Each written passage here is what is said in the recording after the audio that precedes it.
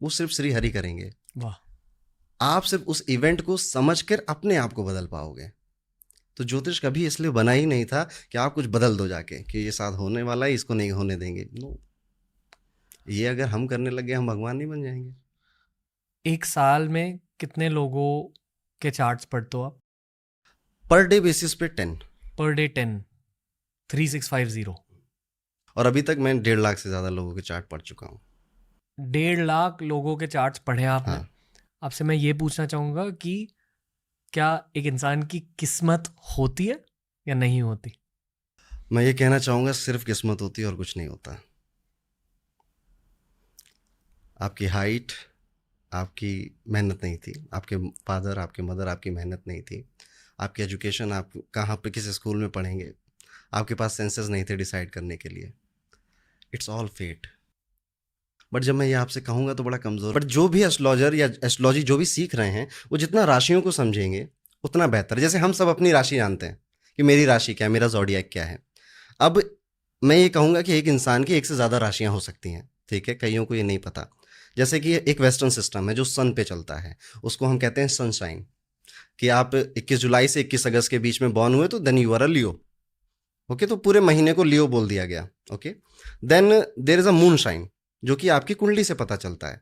जैसे अगर कोई चार्ट हो तो हम दिखा सकते हैं। जैसे इस चार्ट में आप देख रहे हो ना, मेरे अकॉर्डिंग ये जितने भी स्क्वायर्स और ट्रायंगल्स दिख रहे हैं ये अलग अलग हाउसेस होते हैं। करेक्ट। हाउसेस और राशि एक ही होता है? नो। ओके। मैंने कहा ना 12 9 12, तो 12 राशियां हैं, 12 हाउसेस हैं, 9 प्लैनेट्स हैं हमारे, ठीक है। अब जैसे आप देख रहे हो कि एक जगह सबसे बीच में अगर आप देखो RA लिखा है जी। और 8 लिखा है उसके नीचे, तो यूजुअली कंफ्यूजन क्या होती है कि 8th हाउस है, बट नो, ये फर्स्ट हाउस है और उसमें 8 न फील होगा, बड़ा पावरलेस महसूस होगा कि यार ये क्या, जब सब कुछ किस्मत है तो मेरे हाथ में क्या है।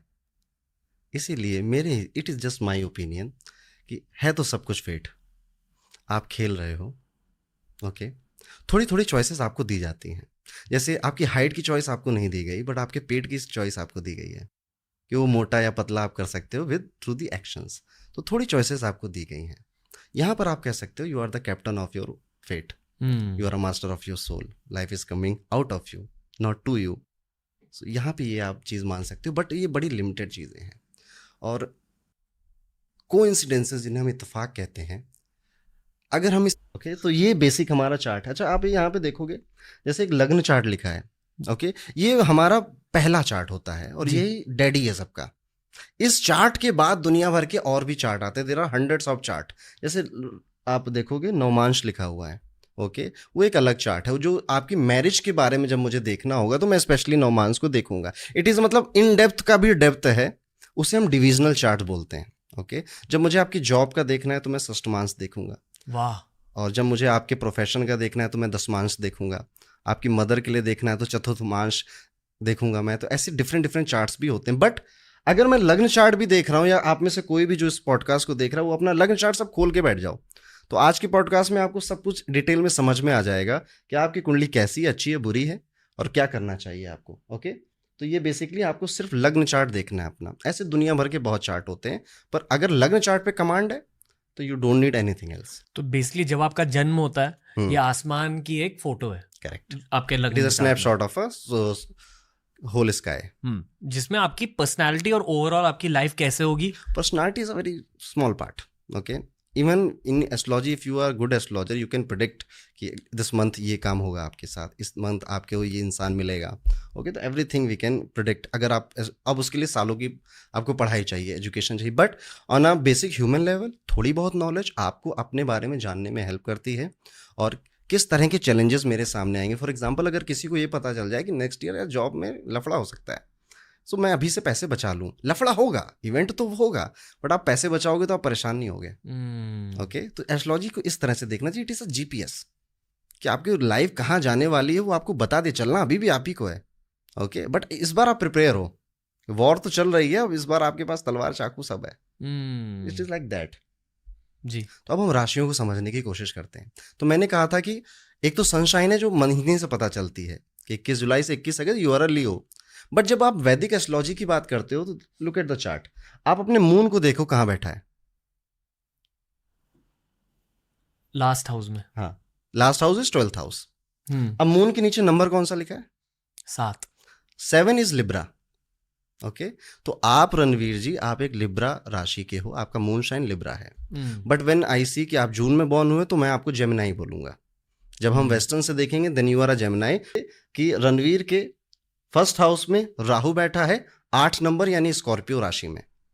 ओके, अब ये सब कुछ एंटी क्लॉकवाइज चलता है, बढ़ता है, जैसे कि सारे planets usually anti clockwise move करते हैं, तो ये भी एंटी क्लॉकवाइज बढ़ेगा। जैसे 8 के बाद आप देखोगे एंटी क्लॉकवाइज 9 आ गया, फिर देखो 10 आ गया, फिर 11 12, उसके बाद 12 खत्म, फिर 1 से शुरू, 1 से लेके फिर से पूरी साइकिल चली 7 तक, फिर 8 आ गया। तो ऐसे एंटी क्लॉकवाइज ही इंक्रीज होता है, और एंटी क्लॉकवाइज ही हाउसेस में भी इंक्रीजमेंट होता है। जैसे फर्स्ट हाउस में आर ए लिखा है तो सेकेंड जाएगा, उसमें एन ई और यू आर लिखा हुआ दिख रहा है आपको, ठीक है, दैट इज योर सेट्स होते हैं, ठीक है। तो जहां पे राहु बैठा है ना, ये फर्स्ट हाउस है और इसी को लग्न बोलते हैं। ओके, यही आपका लग्न भी है। अब लग्न को राशि के नाम से बुलाते हैं। जैसे इस चार्ट में हम कहेंगे कि रणवीर का स्कॉर्पियो लग्न का चार्ट है, तो लग्न कितने तरह के हो गए? 12 तरह के, एरिस से लेके पाइसेस तक। ओके, तो ये रणवीर का चार्ट स्कॉर्पियो लग्न का है, जिसमें फर्स्ट हाउस में राहु बैठे। पहले आपकी थी 7.5, ठीक है। सो इसको हम 7.5 को भी समझेंगे, क्या होती है 7.5 इन डेप्थ। पहले हम चार्ट समझ लेते हैं, राशियों को समझ लेते हैं, प्लैनेट्स को समझ लेते हैं, एंड हाउसेस को समझ लेते हैं। बहुत इंटरेस्टिंग है, अगर आप इसको लॉन्ग टाइम देखो, मैं कहूँगा कि भाई जो भी देख रहे हैं नोट्स बना लो, बहुत मजा आता है इसमें। ओके, लेट्स स्टार्ट विद राशि। ओके, तो सबसे पहले जो राशि हमारी आती है मेष राशि। मेष राशि वाले लोगों को आप देखोगे फिरोशियस होते हैं, गो गेटर होते हैं। इंग्लिश में मेष राशि को इंग्लिश में एरिस बोलते हैं, ठीक है। तो मेष या एरिस है, क्वालिटी होती है इसकी लीडर की।